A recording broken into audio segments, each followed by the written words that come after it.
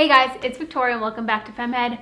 One of the top questions I got when I announced my pregnancy was I going to stay vegan? And a lot of people were saying, I can't wait to hear how you're staying healthy and vegan throughout your pregnancy. And I was probably reading those as I was shoving a piece of like buttered toast in my mouth and laughing silently about my uneven ratio of pasta and bread to vegetables at the time. I still kind of had the remnants of the first trimester, and I definitely was not a healthy, good vegan during the first trimester. I was a unhealthy vegan, but you kind of just gotta do what you gotta do. So today I wanted to hop on here and share the realities of my vegan first trimester, because it was not all Instagram and Pinterest worthy meals. So first off, I just want to say, I know I had it a lot easier my first trimester than others. When it comes to morning sickness and nausea, I definitely had nausea. I had it in the morning and I would have it throughout the day, but I never threw up, knock on wood.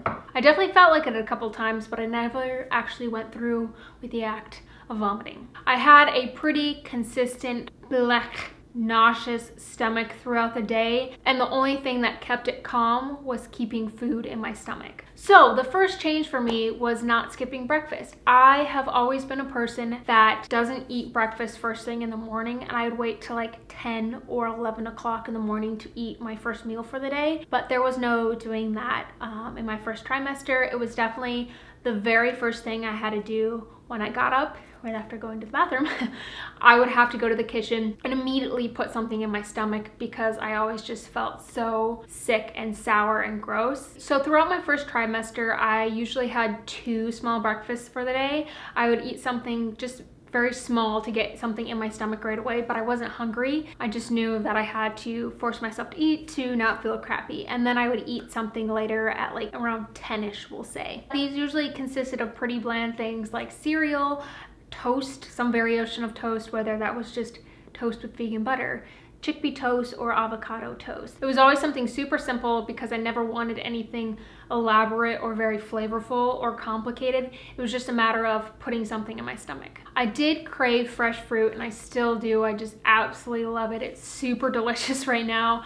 And so I would definitely stock up at the grocery store on things like clementines, oranges, berries, apples, and I would make those into snacks for the day or one of my small meals. Lunch and dinner for me, depending on how I felt, usually consisted of what I said, chickpea toast or avocado toast, or plain toast with vegan butter. I really enjoyed curried vegetables and rice for a while, and let's not forget about pasta. I love just plain pasta. I don't like putting vegetables in it, even though it's so much better for you. I just like the noodles and the sauce. I would squeeze in the occasional salad or vegetable. I have enjoyed salads throughout the whole thing, but I have definitely ruined a couple vegetables for me, and it's the cooked versions of the vegetables that I can't handle anymore. So cooked cauliflower was the first to go. I have made buffalo cauliflower wings several times before, and I love them. And this time when I made them and I ate them, it was great. And it was a day or two later when Michael went to reheat some of them to eat for lunch or something.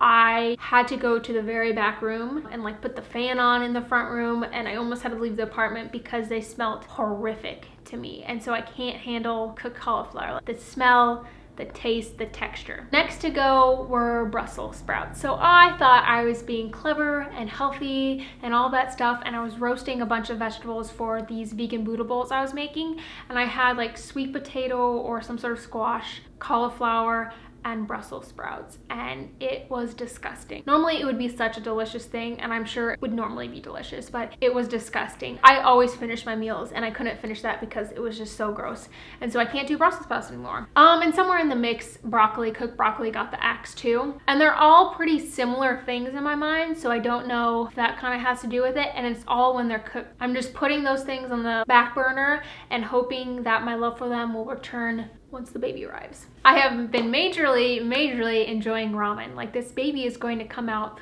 30% ramen because I love it so much. There was this place in Tempe, Arizona that had the perfect vegan ramen. Normally when you go to ramen places, they put a whole bunch of junk in them, but I literally just want the noodles and the broth, and this place gave that to me. I am there for the noodles and the broth and don't get in my way, and that's what I had, and it's delicious. Right now I would eat a giant bowl of ramen if I could. But now that I've been moving out of the haze of the first trimester, I've been getting back into a more balanced diet. Like, it is far from perfect. I am not those people you see on YouTube and Instagram that are sharing their healthy vegan diets, but it is less about like toast and pasta and more about vegetables and fruits and that sort of stuff. I just kind of took a step back and wasn't hard on myself during the first trimester because there was a lot going on, and I knew that it wasn't going to last forever, and I knew I would get back to eating more balanced, healthy diets. And like, I wasn't awful. I ate a lot of toast and I ate a lot of pasta, but at the same time I was, you know, eating a lot of fruit, and I enjoyed salads and that sort of stuff, and I did have cooked vegetables, so I wasn't all awful, but definitely wasn't perfect by any means. What did your first trimester look like when it came to food? Were there any foods that you really craved, and were there others that you found you couldn't stand? Share those down below. It's definitely been a lot different, and I've been so much more myself this second trimester. It has been amazing. I'm loving being pregnant. I hardly feel pregnant, but then again I do. It is all about balance in my mind. I'm actually going to go slice up an apple with some peanut butter for a little snack after this, so I'm definitely getting back on track to being healthy, and I would like to start sharing vegan meals that I'm eating and that sort of stuff. So let me know down below if that sort of video you want to see. Especially, I can't wait for it to get warm when there's just more fresh produce options. It's so hard in the winter not to just eat potatoes and pasta and bread. That is my video for today. Thank you so much for watching. Give it a thumbs up if you enjoyed it and want to see more content like this, and don't forget to hit that subscribe button to keep up with more of me. I'll see you guys in my next video. Bye!